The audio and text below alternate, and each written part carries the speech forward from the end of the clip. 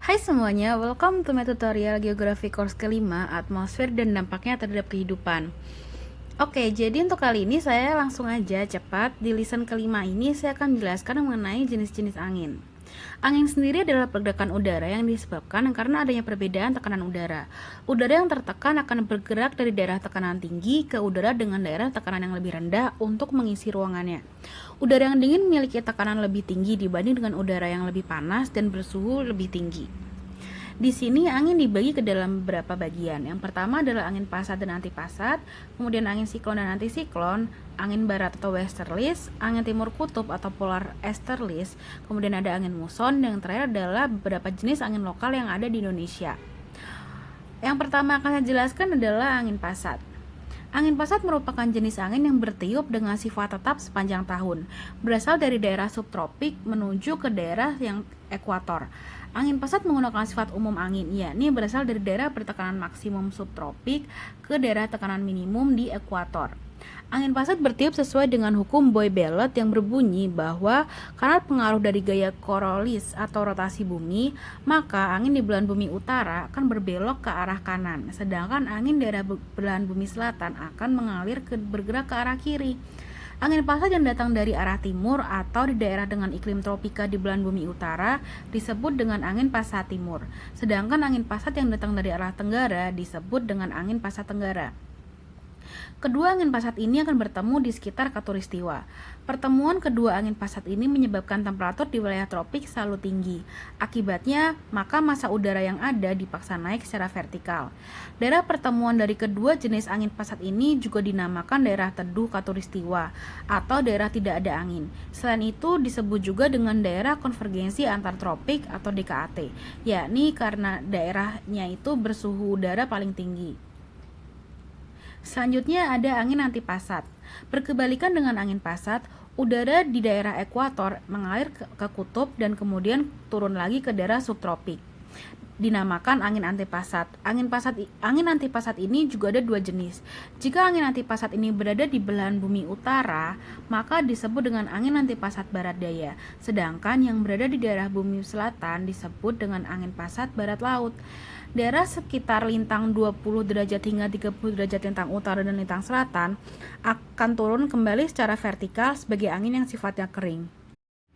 Angin kering inilah yang akan menyerap uap air dan yang ada di permukaan daratan. Akibatnya terbentuklah gurun di permukaan bumi yang sifatnya kering. Contoh gurun yang disebabkan oleh angin kering ini misalnya adalah gurun-gurun di Arab Saudi, gurun di Sahara, dan juga gurun yang ada di Australia. Jenis angin kedua adalah angin siklon dan antisiklon. Yang pertama akan dijelaskan adalah angin siklon. Angin siklon adalah angin yang gerakannya berputar ke dalam, mengelilingi daerah yang tekanannya minimum.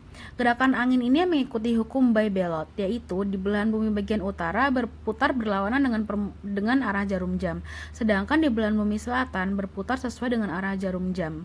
Berdasarkan geraknya, siklon dibedakan menjadi siklon tropik, siklon eksatropik, dan juga tornado. Siklon tropik terjadi di daerah tropis, yaitu antara 10 hingga 20 derajat lintang utara dan 10 hingga 20 derajat lintang selatan. Sering terjadi di wilayah lautan daripada di daratan. Misalnya untuk di Indonesia pernah terjadi di sekitar Pulau Timor. Selanjutnya adalah siklon eksatropik. Siklon eksatropik terjadi di daerah sedang pada lintang 35 derajat lintang utara dan 65 derajat lintang utara dan juga 35 derajat hingga 65 derajat lintang selatan, yaitu di sekitar wilayah front, tempat bertemunya massa angin barat yang panas dan angin timur yang dingin, misalnya daerah Amerika Serikat dan Eropa.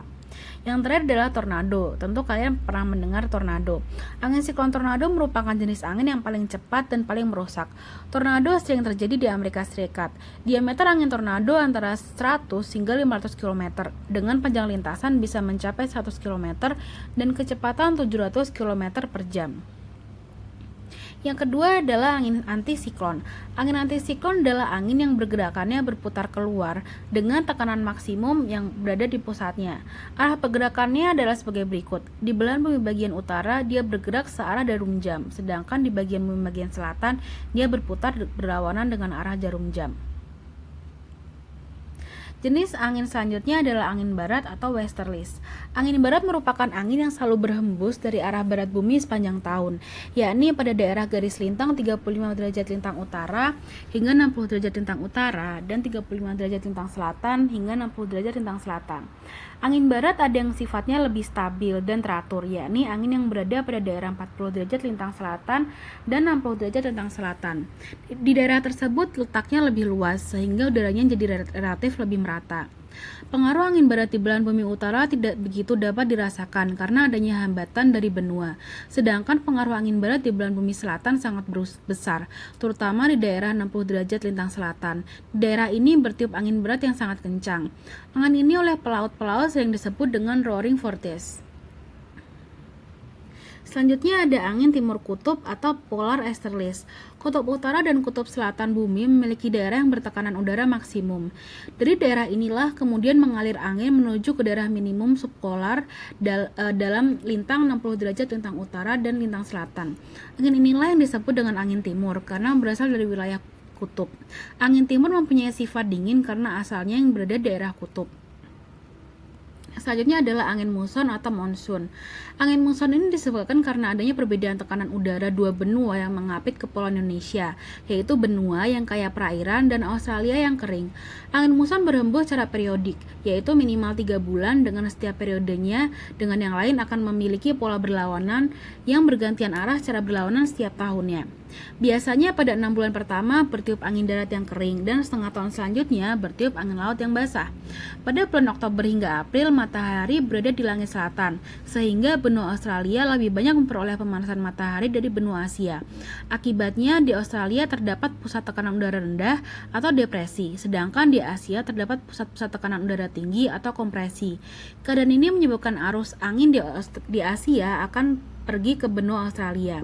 Di Indonesia, angin ini merupakan angin musim timur laut di belahan bumi utara dan angin musim barat di belahan bumi selatan. Oleh karena angin ini melewati Samudra Pasifik dan Samudra Hindia, maka banyak membawa uap air sehingga di Indonesia menjadi musim penghujan. Musim penghujan meliputi seluruh wilayah Indonesia, hanya saja persebarannya tidak merata. Semakin ke timur, curah hujan Indonesia semakin berkurang karena kandungan uapnya jadi semakin sedikit. Pada bulan April hingga Oktober, matahari berada di bagian belahan utara, sehingga benua Asia lebih panas daripada benua Australia. Akibatnya di Asia terdapat pusat-pusat tekanan udara rendah, sedangkan di Australia terdapat pusat-pusat tekanan udara yang tinggi, menyebabkan terjadinya angin dari Australia menuju ke Asia. Di antara kedua musim tersebut, ada musim yang disebut musim pancaroba atau peralihan, yaitu musim kemarau yang merupakan peralihan dari musim penghujan ke musim kemarau, dan musim labuh yang merupakan peralihan musim kemarau dan musim penghujan. Adapun ciri-ciri musim pancaroba yang pertama adalah udara terasa panas, arah angin tidak teratur, dan terjadi hujan secara tiba-tiba dalam waktu yang singkat dan lebat. Angin muson dibagi menjadi dua, yaitu muson barat atau angin musim barat dan muson timur atau angin musim timur. Angin muson barat adalah angin yang bertiup dari benua Asia atau musim dingin ke benua Australia atau musim panas dan mengandung curah hujan yang banyak di Indonesia bagian barat. Hal tersebut terjadi karena angin melewati perairan di samudra yang luas. Pada angin muson barat ini, yaitu pada bulan Oktober hingga April, Indonesia mengalami musim penghujan. Selanjutnya yang kedua adalah angin muson timur. Angin muson timur atau angin musim timur adalah angin yang berembus dari benua Australia atau musim dingin ke benua Asia yang sedang dalam musim panas dan mengandung curah hujan yang sedikit bagi Indonesia timur karena angin melewati gurun yang luas dan celah-celah sempit, sehingga pada bulan Juni, Juli, dan Agustus Indonesia mengalami musim kemarau. Yang terakhir adalah angin lokal. Nah, selain angin musim, Indonesia juga mengalami angin lokal atau angin setempat. Angin lokal ini meliputi ada angin darat dan angin laut, angin lembah dan angin gunung, dan yang terakhir adalah angin fon atau angin terjun. Untuk angin darat dan angin laut adalah udara yang bergerak dari lautan ke daratan. Angin laut terjadi pada siang hari, saat matahari mulai memancarkan panasnya. Daratan adalah benda padat yang dapat menyerap panas matahari jauh lebih cepat daripada lautan yang merupakan benda cair. Hal ini disebabkan oleh suhu di atas daratan yang jauh lebih tinggi daripada suhu yang ada di lautan. Udara di atas daratan pun lebih cepat menjadi panas dan naik.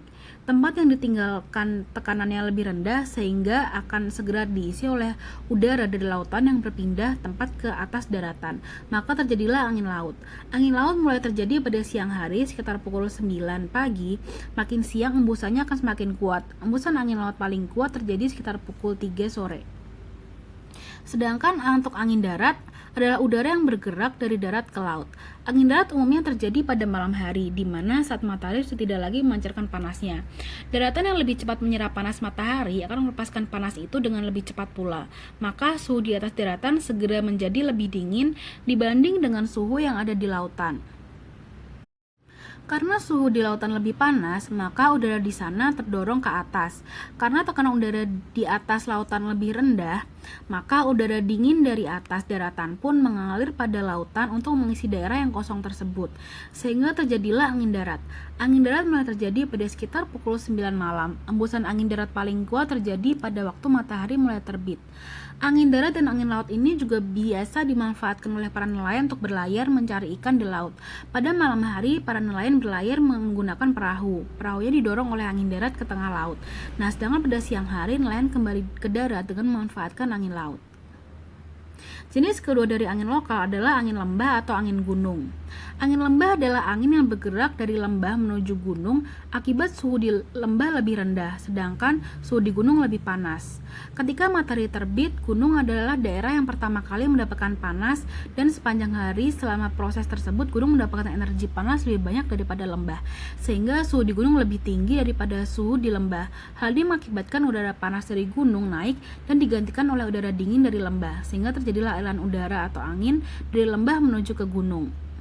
Angin lembah ini bermanfaat untuk membawa awan yang penuh dengan uap air ke daerah gunung yang kemudian akan menurunkan hujan. Untuk angin gunung adalah angin yang bergerak dari gunung menuju ke lembah akibat dari suhu di gunung lebih tinggi, sedangkan suhu di lembah lebih dingin. Ketika sore hari, gunung telah mendingin, sedangkan lembah masih panas, sehingga suhu di lembah lebih panas daripada suhu di gunung. Hal ini mengakibatkan udara panas dari lembah naik dan digantikan oleh udara dingin dari gunung, sehingga terjadilah aliran udara dari gunung menuju ke lembah. Nah, jenis angin yang terakhir adalah angin fon atau angin terjun. Fon adalah kota kecil di pegunungan Alpen yang merupakan daerah asal mula terjadinya angin terjun. Maka angin tersebut juga dinamakan dengan angin fon.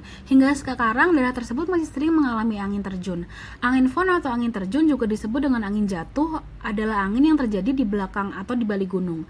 Angin fon terjadi disebabkan karena udara yang membawa uap air mendaki lereng, kemudian terjadi kondensasi dan turunlah hujan. Angin tersebut kemudian menuruni lereng bagian belakang gunung dengan kecepatan sangat tinggi, kering, dan juga panas. Angin ini sering menimbulkan kerusakan material masyarakat. Angin fon di Indonesia ada beberapa nama yang berbeda, seperti angin bahorok, terjadi di dataran rendah Deli Utara, angin kumbang terjadi di Cirebon, Tegal, dan Brebes dari arah Gunung Kumbang. Angin fon juga terjadi di luar negeri, misalnya Amerika Serikat disebut angin Sinok, di Italia atau sekitar Laut Tengah disebut angin Sirocco, dan juga Argentina disebut dengan angin Zonda. Oke, sekian untuk lesson kali ini. Thank you so much for watching and see you on the next lesson.